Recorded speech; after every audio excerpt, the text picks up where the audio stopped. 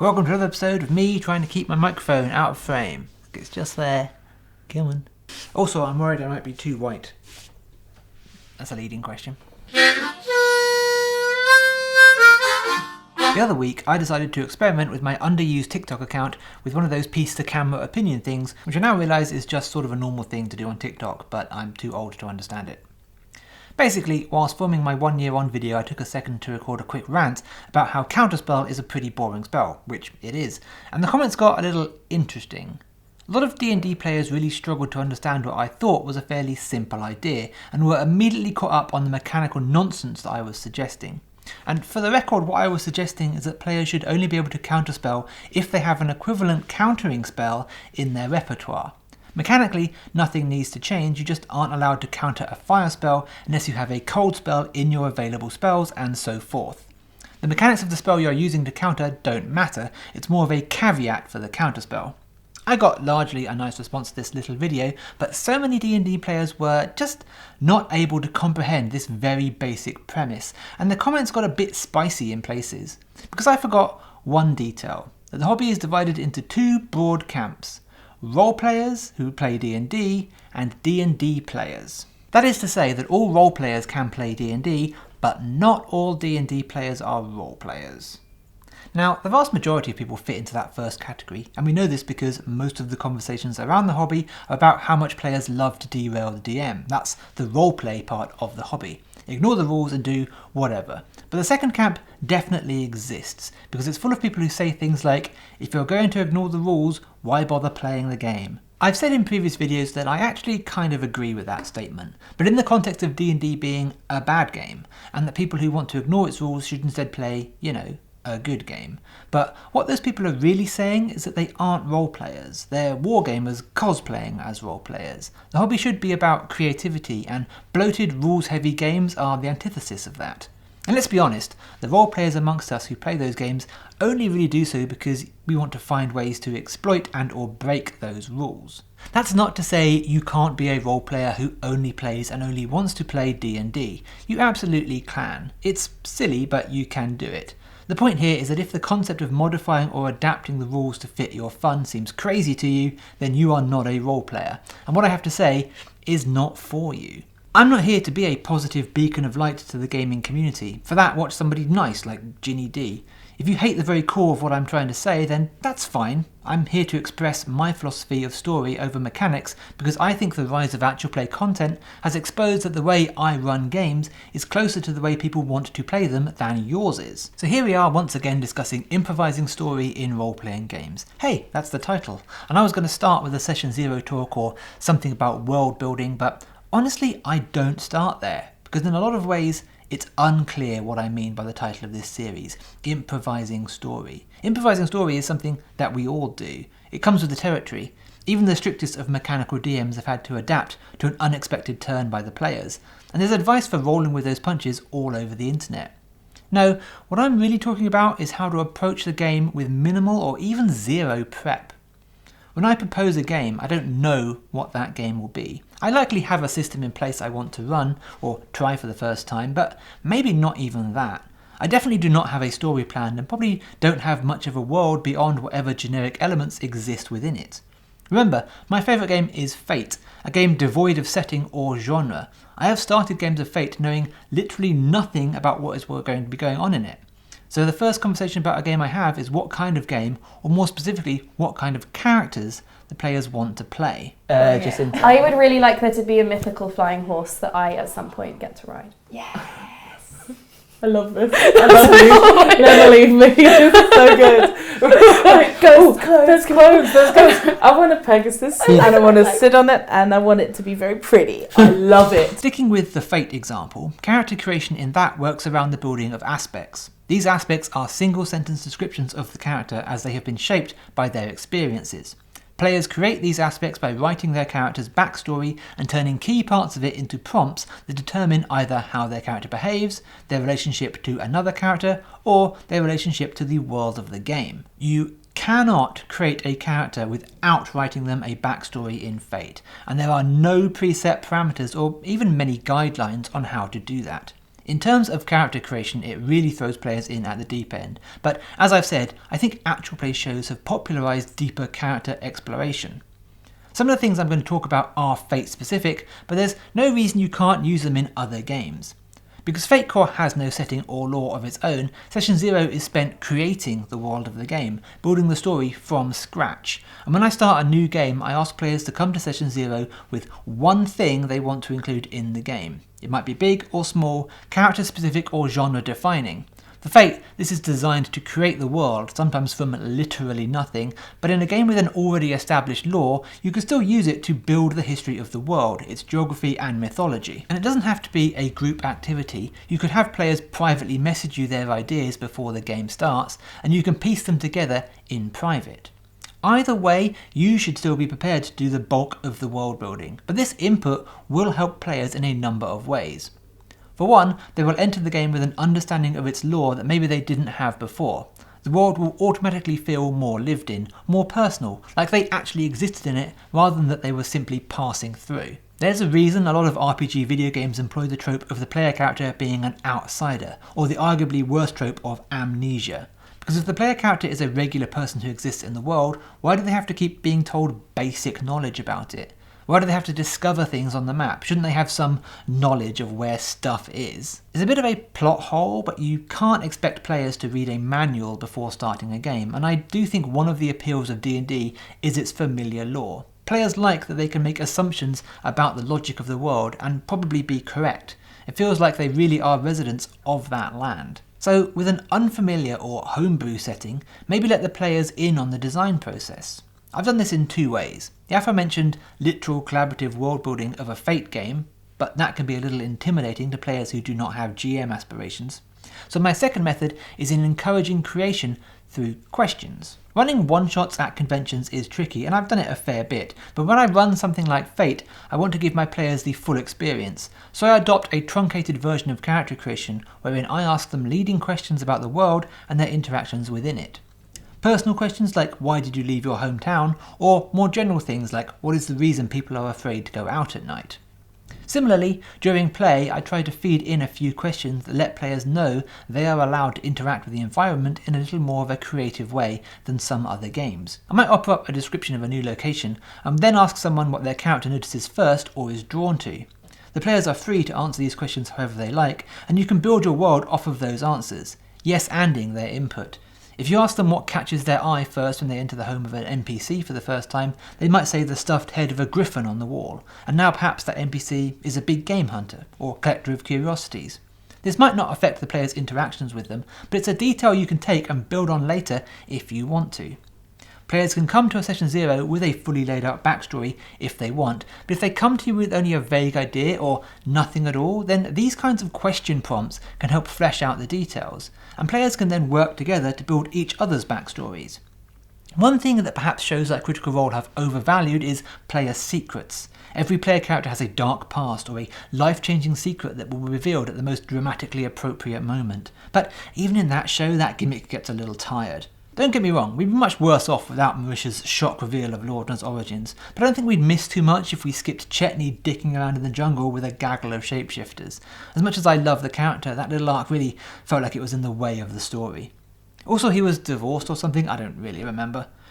I'm not saying that you can't have those elements be part of your character's backstory, just that intentionally keeping them secret from the other players necessitates a convoluted reveal arc that's probably not as interesting as you think it's going to be. Sure, it could be fun to have a dramatic surprise, but don't underestimate just how much you'll have to coordinate that with your GM.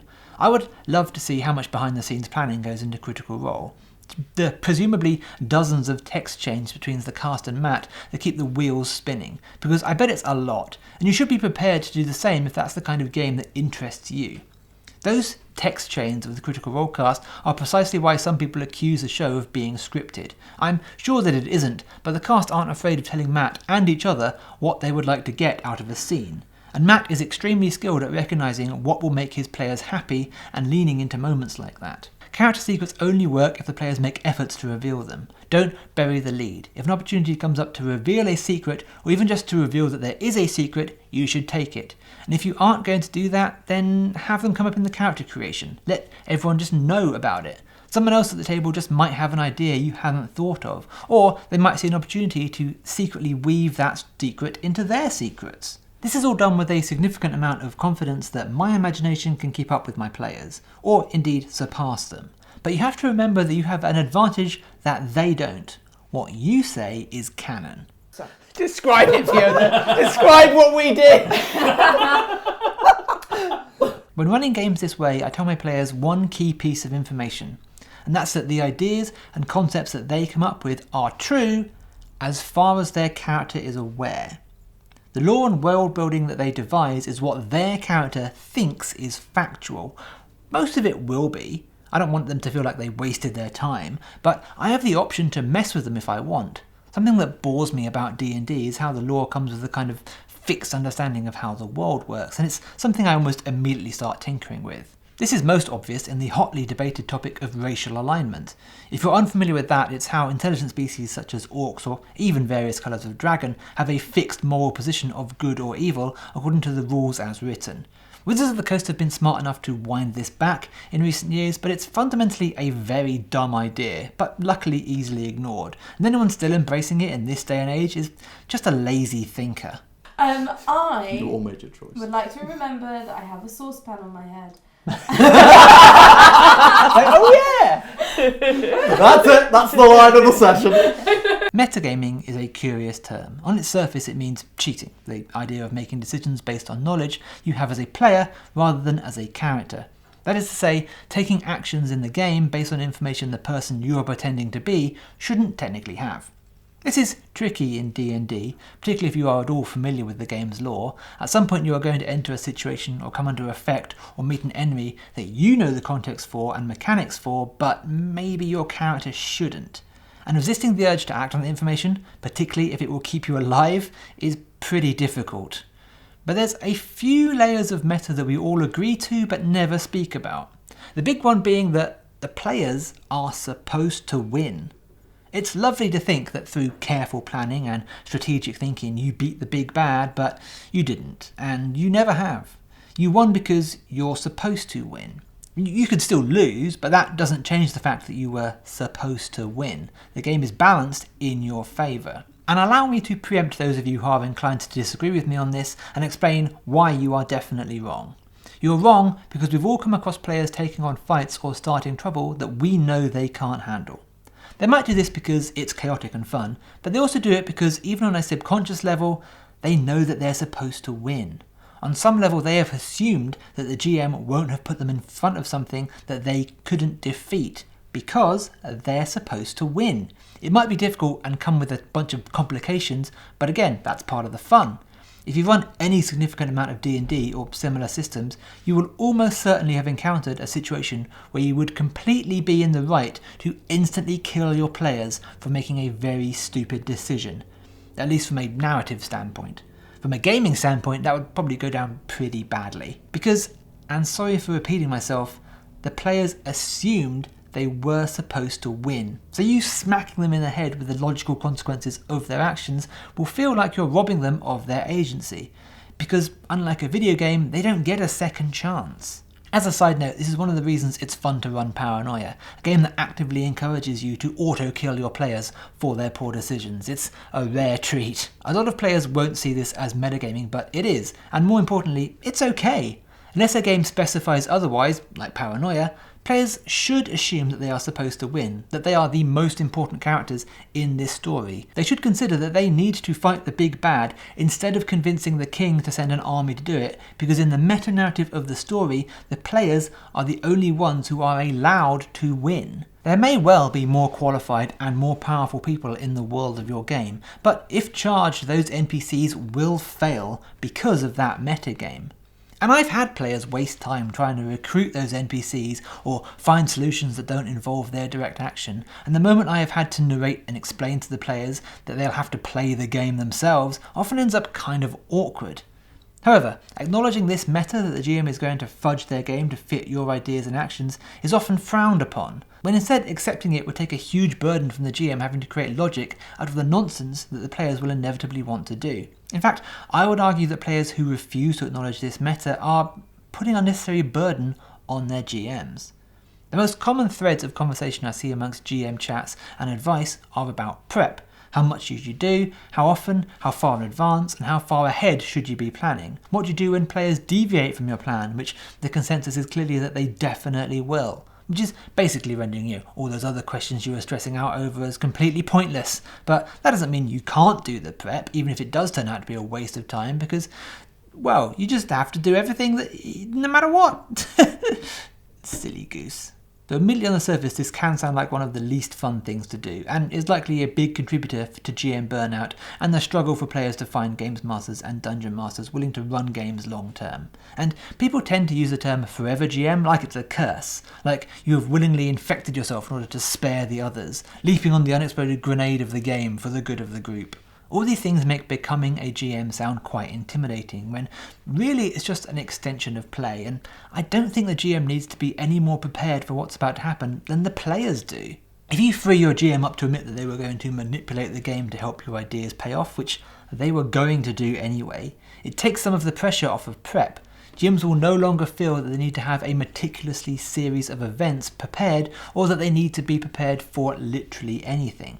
If everyone just suspends their disbelief a little and stops pretending to be so precious about their immersion, taking on the mantle of GM might feel a lot less daunting. Your group will have to find its own comfort level, of course, but players need to take it upon themselves to test those boundaries. Next time you're introduced to a new location, add a little flavour to it yourself. Expand on the description. Have your character react to something in the scene the GM didn't specifically dictate. As long as you're not breaking the world, it'll probably be fine. I'm gonna kill a baby, I'm so sorry. There's a tendency I've noticed amongst D&D players to assume that any creativity will be immediately used to cheat, but that's a very silly way of thinking.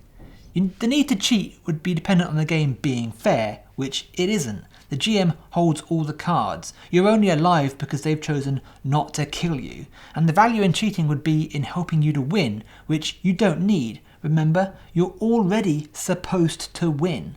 Being allowed to make up your own rules would be cheating in a game of Warhammer or Root or Twilight Imperium, because those games are competitive and everyone is trying to win, but role-playing games aren't competitive, usually. The GM is effectively presenting you with a puzzle and then trying to help you solve it without directly giving you the answers.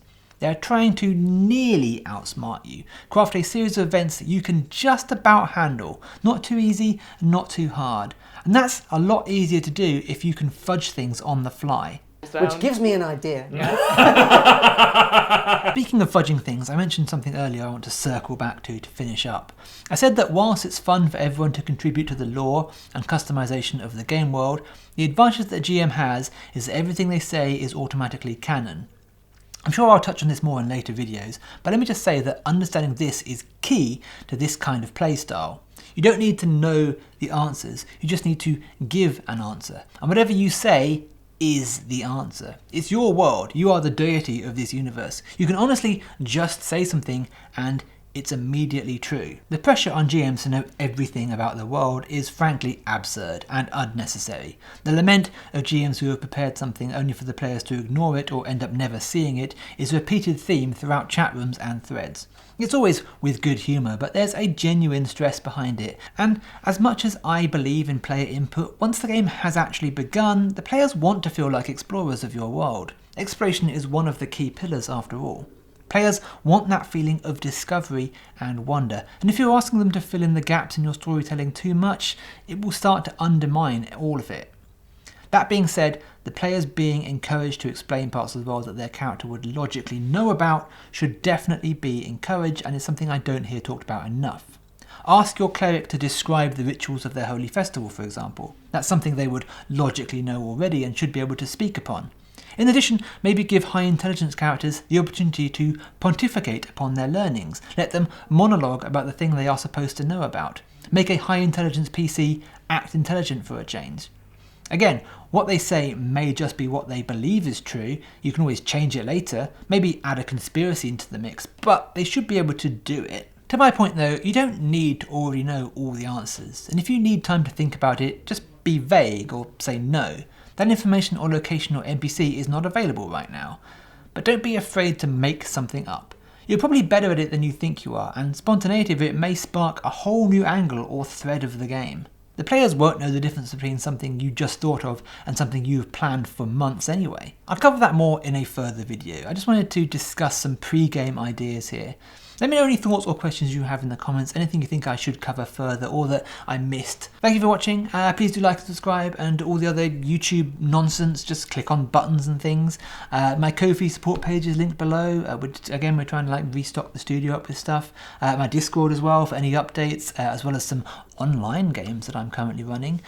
Check out my other videos that are popping up, and keep an eye out for more. Hopefully more in this series, more in other series, and more actual play, and just more of everything. I've just got a whole load of irons in the fire for 2024, and I'm hoping that you are along for the ride. The end.